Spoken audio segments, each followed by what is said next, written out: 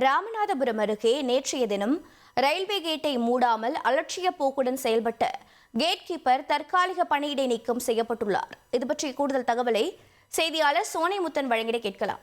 சோனைமுத்தன் வணக்கம். கடலூர் மாவட்டத்தில் school van ஆக்சிடென்ட்டுக்கு பிறகு ரயில்வே நிர்வாகம் கடுமையான நடவடிக்கை கேட் கீப்பர்கள் அலட்சியமாக செயல்பட்டால் எடுக்கப்படும் என்று சொல்லியிருந்தாங்க.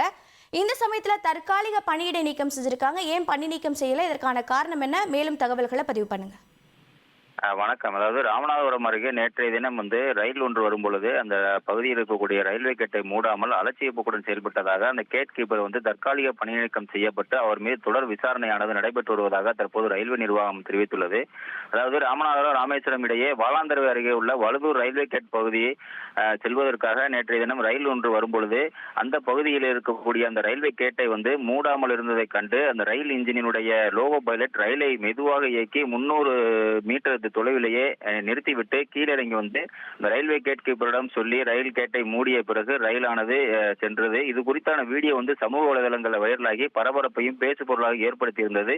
இந்த நிலையில ரயில் வரும்போது ரயில்வே கேட்டை மூடாமல் அலட்சிய போக்குடன் செயல்பட்ட அந்த வழுதூர் கேட் ரயில்வே கேட் பணியாளர் வடமாநிலத்தைச் சேர்ந்த ஜெய்சிங் மீனா என்பவர் தற்காலிக பணி நீக்கம் செய்யப்பட்டிருப்பதாகவும் அவர் மீது தொடர் விசாரணை நடைபெற்று வருவதாகவும் ரயில்வே மதுரை கோட்ட நிர்வாகம் உத்தரவிட்டிருப்பதாகவும் ரயில்வே வட்டாரங்கள் தெரிவித்திருக்கிறது.